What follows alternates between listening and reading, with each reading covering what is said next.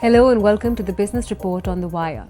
It's been in the stock market for 36 years now, has over 1 million retail broking customers and executes over 2 lakh transactions almost daily. So the news one evening on Karvy took some people by surprise. On November 22nd, SEBI passed an interim order against Karvy Stockbroking, prohibiting it from taking new clients in respect of its stockbroking activities. The exchanges moved next. BSE and NSE suspended the broking membership of Karvy. There will be more coming from SEBI to follow up on its interim order. But let's take a few steps back. There were rumblings in the weeks running up to the ban. Clients were complaining of delayed payouts. Usually, a customer should get the money in his or her account by latest the third day of the transaction. But clients alleged that they didn't receive the money after more than a week of executing the trades. The broking firm initially said the delay in payouts was on account of technical issues. But soon, the full import of what had happened started leaking out. According to SEBI, Karvy had credited funds generated by pledging client securities into its own account. Simply put, it is alleged that Karvy illegally transferred stocks and securities from a client's demat account into its own demat account. Karvy then took loans with these shares as security and used that money for other businesses of its own. An amount of over 1,000 crores was transferred from the broking outfit to its group entity Karvy Realty between April 2016 and October 2019. Two immediate problems arise from this sordid episode. Number one, collateral damage. Karvy raised funds from Bajaj Finance, ICICI Bank, HDFC Bank and IndusInd Bank to name a few by pledging securities worth more than 2,300 crores of 95,000 of its clients. At this point, SEBI estimates the total exposure of lenders to Karvy at close to 3,000 crores. HDFC Bank has an exposure of 300 crores. ICICI Bank's exposure stands at around 460 crores, for IndusInd Bank at 100 crores. Bajaj Finance has an exposure of 345 crores. In fact, as per the lenders, Karvy Stockbroking had even given an undertaking that the securities that were being pledged were its own and not that of the clients. But here's the catch. In a move to safeguard investors, the National Securities Depository or the NSDL decided to transfer securities from Karvy Broking's demat accounts to client accounts. Almost instantly, this has jeopardized the interests of the lenders who gave loans to Karvy with the same shares as collateral. While the depository's move is to safeguard investors, it has jeopardized the interests of the lenders who gave loans to Karvy with the same shares as collateral. The number of such clients is over 80,000. The ultimate decision will have important ramifications for a loan against share market principle. Lenders are now taking a relook at all such pledges or loans against shares. Again, this could mean another round of defaults and tightening in the banking and shadow banking universe, which is the last thing the system needs. Problem number two. What now for Karvy clients, and is this a problem that's snowballing into something bigger for other brokerages too? Joining me to add perspective to that is Prakarsh Gagdani, who's CEO at 5 Paisa Capital Limited. Prakash, thank you very much for speaking with us. I want to first take 2 or 3 steps back, because I think what's happening right now, especially for the retail audience, is that there is some panic in the system. I want you to simplify and explain to someone watching what exactly happened from a client's point of view with the Karvy episode. Yeah. So, see what happens, how typically a broking transaction for a retail customer works is that you open 2 accounts with a broker. One is a trading account, one is a demat account. Trading account is with your exchanges to trade, and demat account is basically a repository of your shares. What happened, and for smooth movement of shares from your depository to broker to exchange and vice versa, there's a concept of power of attorney, POA. Otherwise, it was a physical slip that every time you sell a stock, you have to sign a slip, give it to your broker, who in turn gives it to exchange. So, to eliminate that paper process, power of attorney was introduced, where you give the POA to a broker saying that whenever I sell or for any risk management purposes, this is a power of attorney, you can use it to transfer the shares from my account to the broker and to the exchange. Now, in this case, what has happened is that Karvy in particular has used or rather misused the power of attorney of customers, and have transferred the shares from their account to Karvy's personal accounts, and thereby then they have used it to sell in the market or pledge it with financial institutions. So this is what has happened. So it's like I am having shares in my demat account, and suddenly those shares get get wiped out, and I don't know where exactly it has gone. So on the front everything looks to be okay, but at the back the shares are gone. So that's a bit scary for a retail investor, because he trusts, when you give a power of attorney, you definitely trust your broker that it will only be used in on a proper legitimate way. So yes, the situation a bit scary. People are suspicious, especially in times where you are having news after news of an NBFC falling or a bank falling, and then you have a broker. So there is a bit of lack of confidence among people this entire episode. As you explained to me very simply earlier, I have gold or jewelry and I gave it to you, and you went and gave it to somebody else who gave you cash against it. So now it's a vicious cycle. It's a vicious So cycle. two-part question, Prakash. What if my money is still stuck, or my shares are still stuck rather, and if I have got my shares back, am I liable in any way? So first question is, if my shares are stuck, I think what I read in the newspapers is most of the customers have got their shares back, because that's what SEBI did, that whoever is the real owner of the stock has to be given back. There are some customers where the shares are stuck, but it's again a tricky situation, because the shares were lent to a financial institution, and so financial institutions may also claim that stock, which comes under a purview of a different regulator. Here there is a different regulator. So it will be some time where your shares will, for a retail investor, he will get back. But I think the way our normal regulation is, the right is normally given to a retail investor. So today or tomorrow, I am hopeful that they will get it back. On the second side of it, if as a retail investor I have got back my shares, then I am absolutely not liable at all, because those were my shares. I had paid for that to purchase it, and I have all the right in the world to move that stock from one depository and transfer it to any other depository of my comfort and choice. So there is absolutely no liability on a retail investor, unless he is not paid. For example, there are a lot of people who do margin trade funding. So I have not paid, but the shares are there. In that case, obviously the right is with the broker. I did read some, some quick analysis the moment this news started breaking, Prakash, which talked about, first of all, verify that your shares are in a demat account, which I think would be the case, and then which depository it was with. Now, does that make a difference between the NSDL or the others? No, actually it doesn't make any difference. So every broker has a preference to go with a particular depository. Most of the brokers have association with both the depository, which is CDSL and NSDL, and depending on client comfort or any other reason, they deal with both. So it doesn't matter whether it is a CDSL or an NSDL. So if I have fully paid up shares in either of the depositories, it does not matter. I should be able to get that transfer back through a physical transfer slip. How would I go about the process? Right now, if since Karvy's operations have been halted, So both the depositories have their online platform. I won't know the exact name, but everyone has their online platform where you can log in, create your own login, go and see the shares that you have, and from there online you can transfer it. So you don't have to give any physical slip in that case. Whatever broker you have opened a demat account with, apart from Karvy, you can just go and transfer your shares there online. Let me ask you this as well, not specific to Karvy, but for any brokerage, because they also happen to be registrars for mutual fund holdings. Is that impacted at all in any way, or are my mutual fund holdings safe and insulated from this entire episode, no matter who the brokerage might be?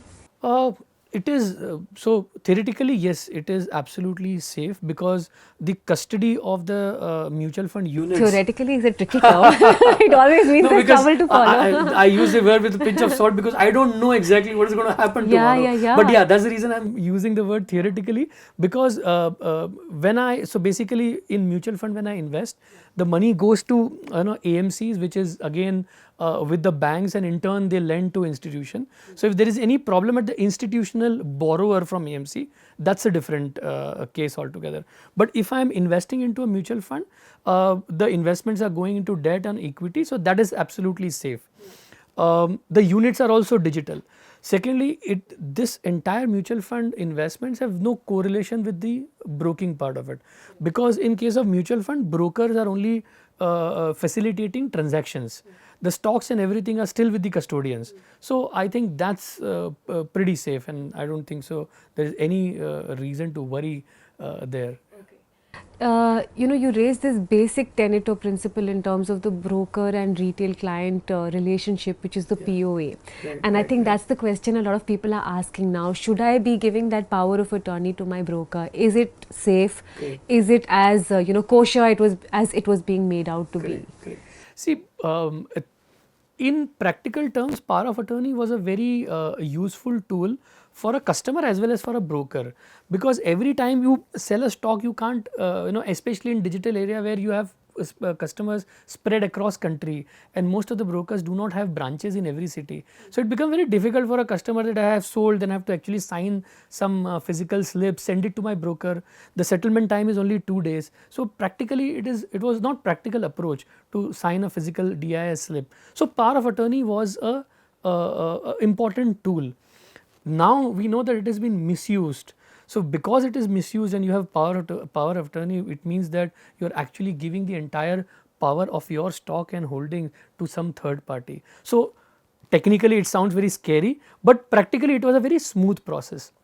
Though from a regulator perspective, it is not compulsory. What we in turn did when we started off, and we thought that taking a power of attorney physical signature is also a problem. Then we have customers in small towns where the word power of attorney, because most of the people have heard this word in films, and it means that someone will take away my property and all that. So people are very scary. So what we started off with, that we don't have power of attorney concept. So 80% of the customers do not give us power of attorney. We have built an online system where you go online, you say that I want to transfer stock to you, broker, I'm going to sell, or I'm just transferring because I want to take a margin benefit. So I think that is an alternate way that brokers should adopt. It will also give a comfort to a customer that if the stocks are transferred to my DP account, that is my property. No one can take advantage of that. So I think that's an alternate approach people should now take. There is another fear that now the exchanges, or at least the authorities, are going to really crunch down hard on the brokerages, right? It could mean higher compliance costs or some other things. What's your sense? I know nobody knows how this will work out, but what's your sense of how this is going to pan out? Higher compliance costs or some other, more stringent measures? See, this was already there since last 1.5 years. What we see actions today are a result of the audits, the checks, and the processual change regulators have brought over last 1.5 years. So there are hosts of compliance that a broker has to do on a daily basis. Some are weekly processes, some are monthly processes. So compliance cost has anyways gone up, and in a way it is good. And there's a side of a coin on the both sides. How it is good? Because then you will have serious players. You can't have a broker with just few crores of capital and set up a shop and start attracting money, because then it puts a systematic risk on the capital market. So today, after all these, you will have serious players, people who are invested heavily into technology, compliance people. So at least it will separate men with boys. On the negative side, you become so regulated that there are very less opportunities for you to experiment with business. But I think over a period of time, everyone has realized that it is in the interest of everyone that the entire capital market is very well regulated, because we cannot have a systemic risk on the entire financial ecosystem just because there are some broker who wants to experiment with something. So regulation is good. Processes have been built in last 1.5 years, and what we see today are a result of those checks and balances. So going ahead, I'm sure there will be more, and every month there is some or the other circular coming from exchanges or SEBI in terms of changes in the way we report to a broker. There are also a lot of communication which now depositories and exchanges are directly doing with customers. So it is not completely with broker only. So I think overall, it is more compliance, but it is more compliant as well. Along with the POA, Prakash, it's interesting you raise that, because that's the other thing that there's chatter about. Maybe I'm not safe with a standalone brokerage or an individual broker. I should ally with a brokerage that is allied with a bank. That seems to be, one Yeah, line of yeah. thought. How would you address that concern? See, I'll completely buy your point because we are the moment there is some problem, we say that whom do I trust? So trust is a very important factor, and in India, the trust goes with PSU banks, because everyone knows that a PSU bank cannot fail because there is a government backing. So there is a natural inclination towards a bank and a broker allied with a bank. But then what happens is that it's a temporary phase. After some time, people value that what my individual broker is giving me in terms of cost, benefit, research, ease of use. If I get that with an individual broker, people will come. And it is only a matter of time somehow, because so for example, with this entire episode, we are communicating more with our customers. So we have not seen any drop in terms of revenues. Yes, people asked us questions, we replied to them, and then it is business as usual. But for few, there it would matter that I should move my broking to a bank based broker. But then there is also a lot of advantage with doing your broking with a standalone broker, because technology, cost and everything would be far lesser at an individual broker rather than a bank based broker. I guess some of the fear also comes from the fact, Prakash, that there have been reports in terms of raids across the country for brokerages, etc. Now, are these two related, or is there some kind of hygiene check being run which is separate from the Karvy incident? So, as I said that there are a lot of audits that exchanges and SEBI have carried out in last 1.5 year. There have been joint audits with representatives from SEBI, depository, exchanges all coming together and conducting an audit at your place. So what we see today again is a result of that. So maybe raids with respect to some proprietary trading or something of that sort. So that is happening as a result of that, as a result of all these audits. But how much of that is going to impact on the brokers, only time can tell. Are there more actions which are going to come in coming months? So that's a grey area, keeping fingers crossed that there is not more of a shock. The NSE also came out with a long list of safeguards, Prakash. But I think the problem in communication is often that a retail client does not approach the market with the level of finesse that the market regulators do or the market participants do. I want you to simplify that for someone watching and just give them a top 5 or a top 3 tips to keep in mind while approaching the market, and what kind of checks they should be running on their own. See, for a retail investor, it is very important that the check cannot be just one time before I choose a broker. It has to be before choosing a broker and even after selecting a broker. So let me answer in two parts. What do you do, before selecting a broker? Uh, there are a couple of things which are there in public, a domain, and a retail investor who wishes to open account can go and check. One is complaints. So exchange, NSE, BSE both, they put out on their website every month the customer complaints against every broker. It can be a very silly small complaint to a large complaint. Where your broker is, the broker that you intend to open account with, where that broker is in that complaint list. Is it on the top in terms of percentage of the total customers that he has? If it is low, it means that people trading there are satisfied. That's the reason they are not complaining. Second, credibility of the broker in terms of how big the broking company is, how spread they are, what is the backing, are they experienced and all that. Third is is there any order which is passed against broker in history? So SEBI puts out that on the site, exchanges puts out that there was a fine or maybe there was an action taken. So that is a red flag.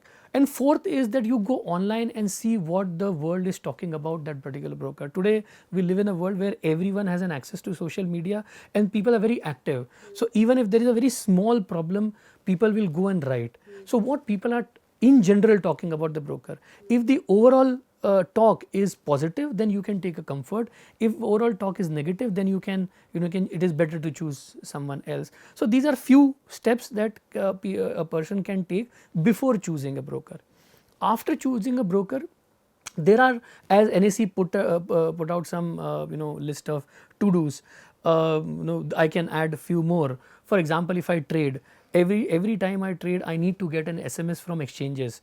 I should be getting from my broker definitely, but I also should get it from exchanges. Whether these two amounts tally, whether am I getting a contract note from a broker in the evening. Third, every month the exchanges sends out the fund balance and the security balance with a broker. Is that amount tallying with what I see in my broking? I need to also add the stocks which I am having in the depository, whether these amounts are tallying. Fourth, if I am asking for a payout, how fast my broker is giving me a payout. In today's world, it should happen in few hours, maximum a day, considering if it is a weekend. So that should be a threshold. If it is taking like 2 days, 3 days, then there is a problem, unless I have a cooperative bank account which does not have NEFT and all that. But that's very rare. Fifth, when I sell a share, if there is if I'm selling a share, whether my shares are getting sold properly, whether I'm getting corporate actions, if there is a dividend, there is a bonus, there is a buyback, all that I should be getting that, I should be getting an alert. So all these are day-to-day regulatory compliance activities that everyone has to do. If I am a customer and I'm getting all these, it means everything is good. So that's how people should check before and after opening an account as well.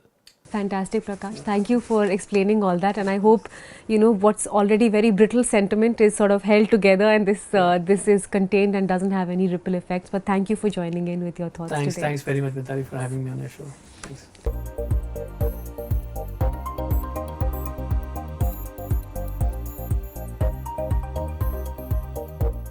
To receive instant updates on all videos from The Wire, click the subscribe button and hit the bell icon.